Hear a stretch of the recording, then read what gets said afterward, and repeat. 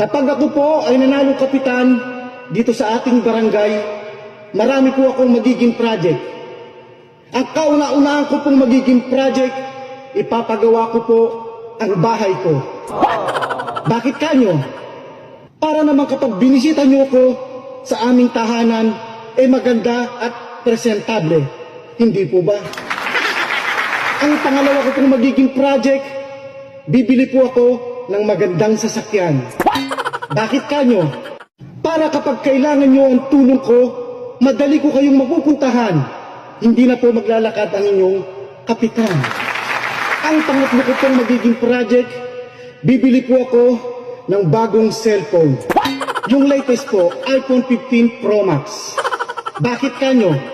Para kapag ako'y tinawagan nyo or kaya'y tinext, madali ko po kayong ma-replyan o masagot dahil latest po ang cellphone ng inyong kapitan.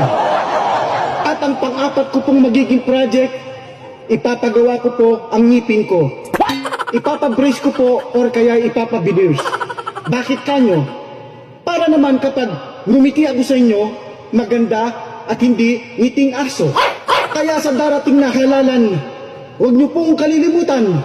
Dating malakas mamulutan, ngayon ay manunungkulan. Nandito na ang ating